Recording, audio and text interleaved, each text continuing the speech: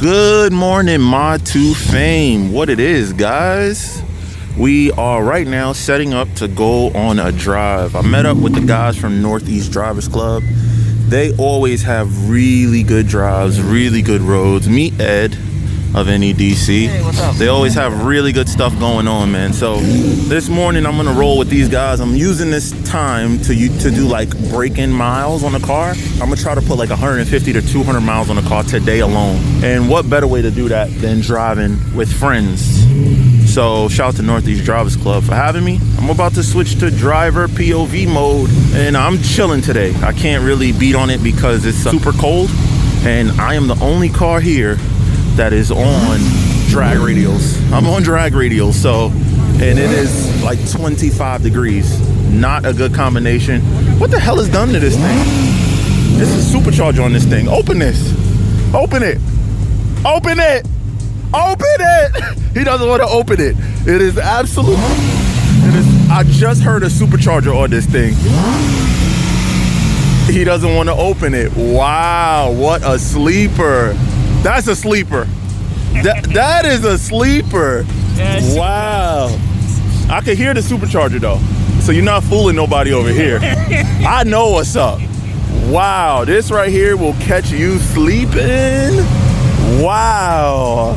Okay, that's damn cool. And I always like the box Jeeps. The box Jeeps are always sick, man. The WK1s, always sick. But anyway, let me get in my car. Everybody else is in their car already. I'll see y'all on the road.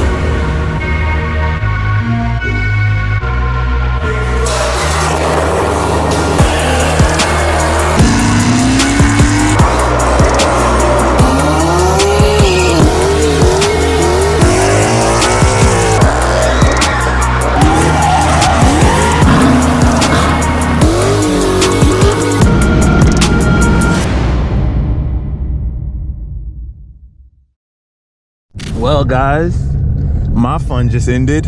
I broke fifth gear, bro. Oh my God, I think I only have third and fourth. Yeah, bro, wow.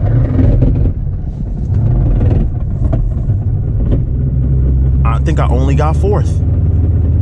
Wow, holy I can't stop. I cannot stop. I cannot stop. I cannot stop.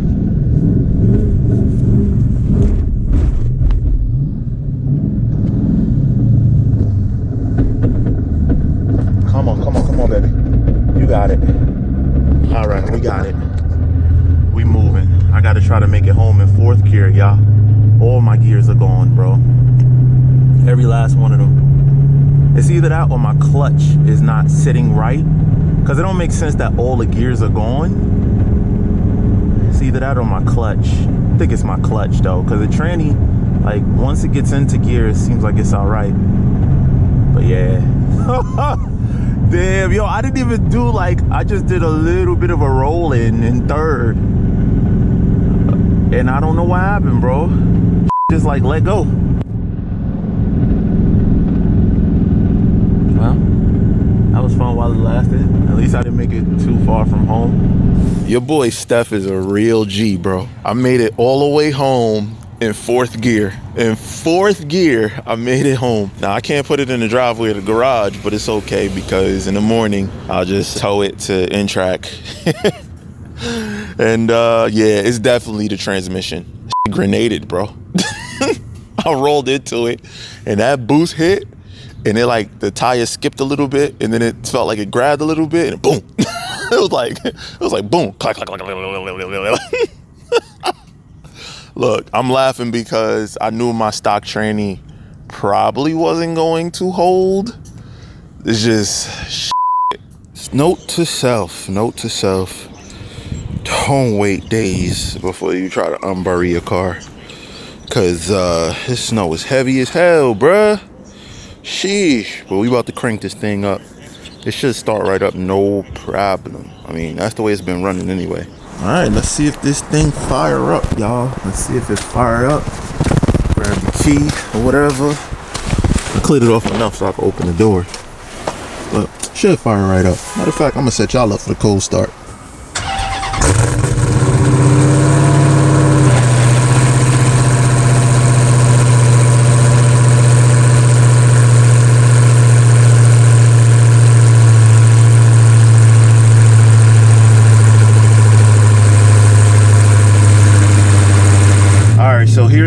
thinking it gotta be, I know the trans is messed up, but what on the transmission is messed up is the question. And why I'm thinking it gotta be something with probably the input shaft or something. I know the trans is messed up because it don't got no gears except for fourth and reverse. I know that this is the trans.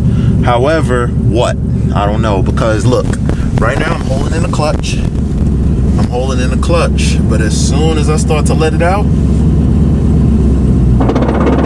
hear that? That's something like it's not spinning freely, which I don't know if whatever happened messed up the flywheel. God, that's bad. So I'm gonna let it warm up, but I gotta hold this clutch in the whole time. Bye, baby. Bye. See you later. Man, that car has seen some tow trucks a number of times. Man, this is what you get when you build a car. Like when you really start to build on crazy power. Like when you start to go up, you know, this car literally has 400 more horsepower than what it came with. 400. That trans, I give it all the credit. Back at N-Track to check on my baby. I didn't come with the tow truck because N-Track got it, man. They know my car very well. They know what to do. So I don't gotta babysit it. Pork, what up, boy? It's usually slow here on snowy Mondays. I know it's usually slow, but y'all need to find something to do. Y'all need to find something to do. My baby is here. My baby is here. You pushed it? Oh, I see everybody handprints. Everybody handprints on the damn car. Jesus, this thing got dirty, man. Wow, it got so dirty coming here on the back of the truck. I did not expect it to get that dirty. Wow, I guess all the salt water and shit. Wow, it's dirty, y'all. Wow, look at that. Jesus. My car don't never see salt like this, man. Well, it did today. Today it did. Where my brother from my mother?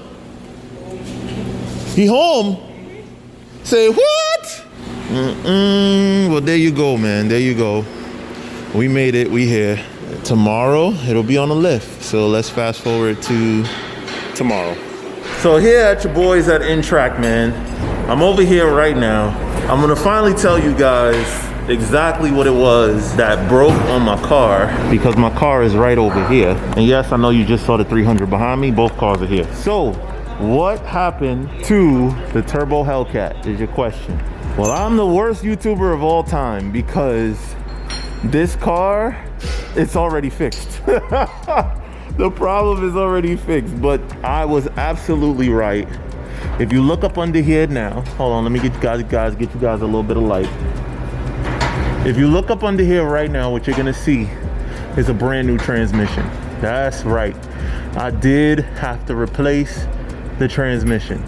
It took a like, that's why all the gears were going. It was in fact the transmission. Now, during this process, we also checked the clutch life, and the clutch life that we saw, it's at about 55% life left on a clutch.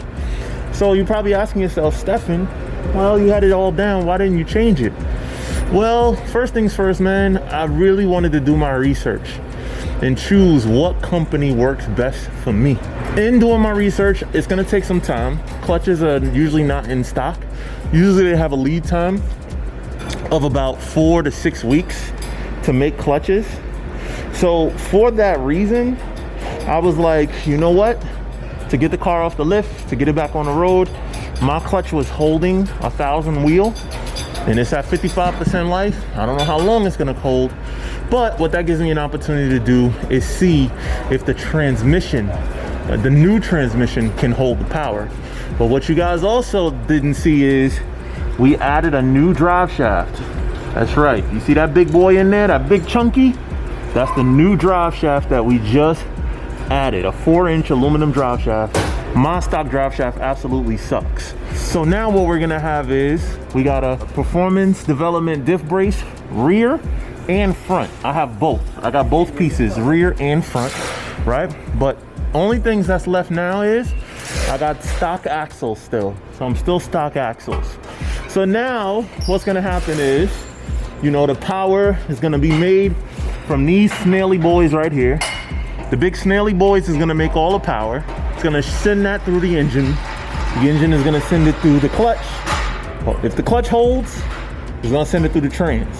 If the trans holds, it's gonna send it through the drive shaft, which is now upgraded. If that holds, it's gonna send it through the diff. With these mounts and braces, this diff actually has been holding really strong. So if that holds, then it's gonna send it through the axles, which I think is gonna be my next problem. And if that holds, then it's gonna go to the tire. And if the tire hooks to the ground, Gap City. Gap City, baby. Gap City. I swear, bro, I really do feel like the worst YouTuber. This right here is the old transmission, and it's already boxed up and ready to go back to Steve White. That's right, your boys at Steve White Motors bailed me out again. They found me a brand new Mopar transmission to send me. I just have to send them back mine as the core. Their level of service is crazy. They got me a transmission so fast, I didn't even really get a chance to get over here and film the process. Like, cause it all happened so fast. You know, shout out to them. But this is the old transmission. For those of you that are wondering, the 6-speed Hellcats have a Tremec TR6060 is what's in these vehicles. In most cases, the Hellcats, other cars use this Tremec, like the Supras. The guys with the Toyota Supras, the 6-speed ones, a lot of them, when they ready to make 800, 900, 1,000 wheel, they use the Hellcat Tremec in there. So that's how strong this transmission is. Now listen, because it's a mass-produced part, the synchros it can be a little sloppy at times. Like, some of the synchros are not always perfect, so the gear engagement going from gear to gear is not always 100% the best. And that's what happens when you get a mass-produced product. So, Stefan, why did you not go with a built transmission? Number one, I tried that, right? I tried to go through this route. I talked to RPM Transmissions about building my transmission, and I also talked to Tick Performance about building my transmission. Something I really appreciated after a conversation with RPM Transmissions. When I asked them about doing it, they had experience with trying to build a big power Hellcat. They had worked on a 6-speed Hellcat that had a 426 and a Whipple, like a big Whipple. The car made about 1,100 wheel horsepower. And what they found was they tried to build a stock factory transmission twice. And what they found was that through their process of trying to cryo coat the gears, which is it's basically a forging process of the gears. When you use back the factory gear set, you're using the same materials, right? And the materials is what brings about the hard. The materials is what.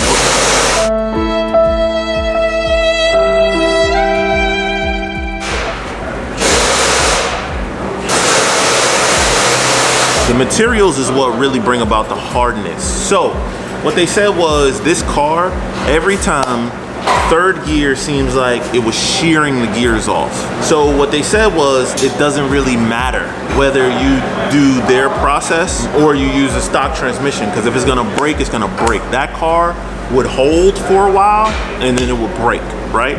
Here's why that's important. Because then they said the only option that you do have is to upgrade the actual gear set.